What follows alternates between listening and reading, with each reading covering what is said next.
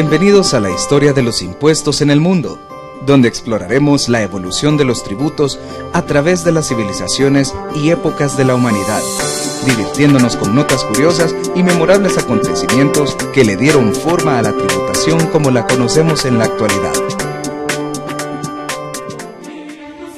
En la época de las monarquías hereditarias, había una nobleza poderosa que poseía toda la tierra, y solo podía ser ciudadano el que contribuía con bienes propios a los gastos públicos o sociales. Tener o no tener derechos políticos dependía, por ejemplo, de poder mantener un caballo de guerra. Los gastos corrientes del Estado se iban cubriendo con los productos del patrimonio real, y solo en ocasiones extraordinarias se acudía a las contribuciones. La Estela de Rosetta es un documento oficial que presenta al faraón gobernante concediendo una exención de impuestos a los sacerdotes residentes.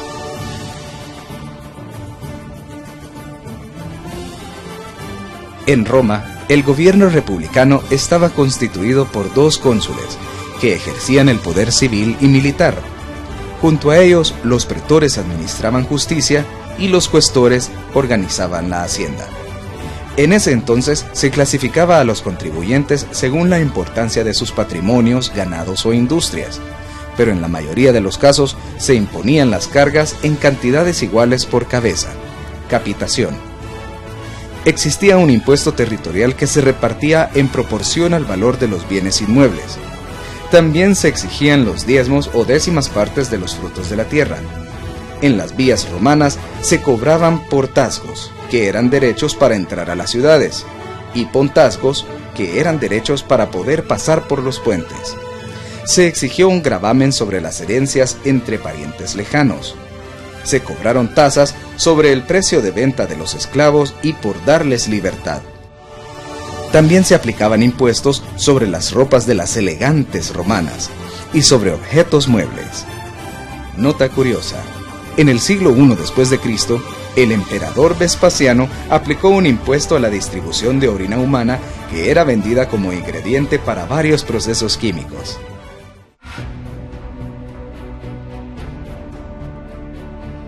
En Grecia, Pericles realizó reformas ejemplares a nivel tributario.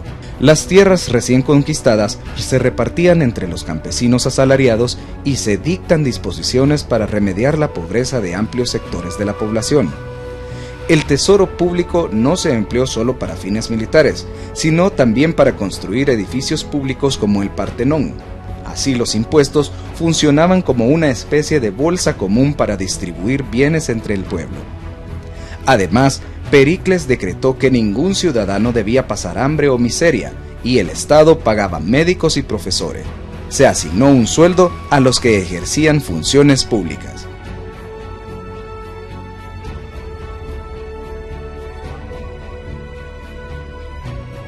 Luego de la desaparición de la autoridad y unidad de Roma, muchos hombres libres confiaban sus familias y pequeñas propiedades a un gran señor latifundista, a cambio de protección.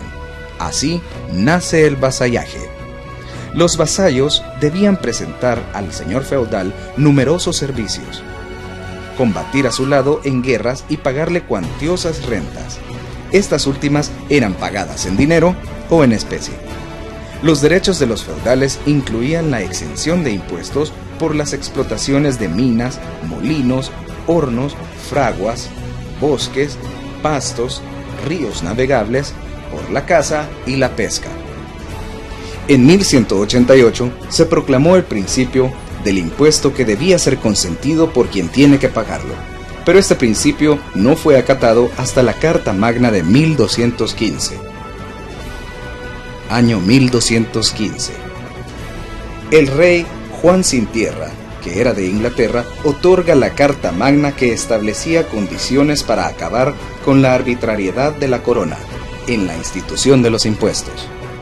Nota curiosa: en el siglo XII, si te negabas a pelear por el rey, quien en ese entonces era Enrique I, tenías que pagar el impuesto de cobardía. Durante el reinado de los reyes católicos de España, Luis XI de Inglaterra y Enrique VII de Francia establecieron una extensa organización burocrática para cobrar impuestos.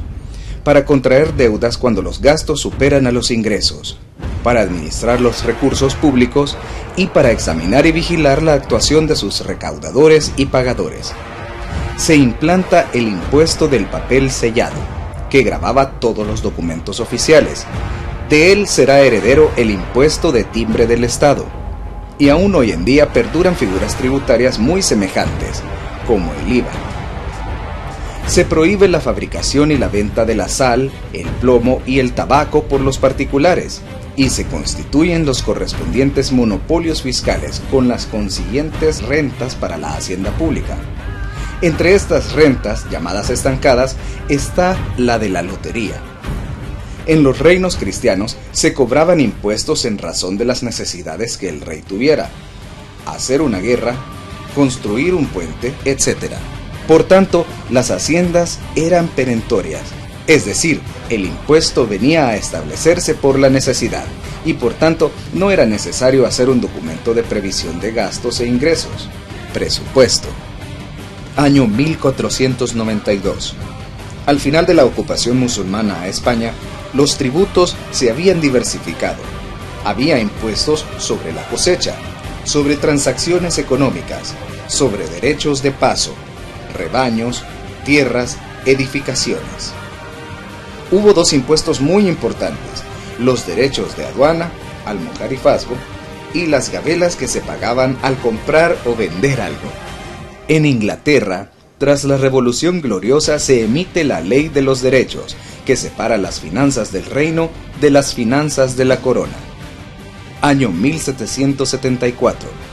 En Estados Unidos, en el Congreso de Filadelfia, se excluyó todo impuesto interno y externo que no tuviera consentimiento del pueblo. Declaración de Derechos de Filadelfia. Nota curiosa: en el siglo XVII, en Inglaterra, comenzó un impuesto a las ventanas, por lo que mientras más ventanas tuviera una casa, más habría que pagar, así que la gente construía con pocas ventanas, lo que llevó a problemas de salud. Durante la Revolución Francesa se determinó que ningún impuesto podría ser cobrado sin consentimiento de la nación. Francia instituye los principios de legalidad, nulidad y universalidad previos a la emisión de impuestos.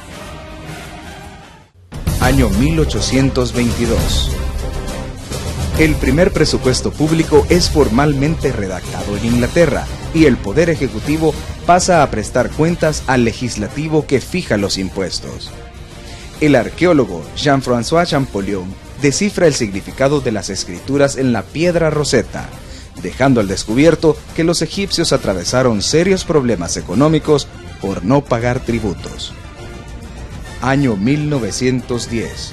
En Estados Unidos se crea el concepto de presupuesto público, utilizado por el Congreso como un instrumento de control y de administración para el presidente y una base para el funcionamiento de los departamentos y órganos del gobierno.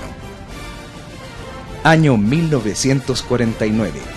En Estados Unidos se crea la metodología del presupuesto por programa, a partir de una concepción gerencial.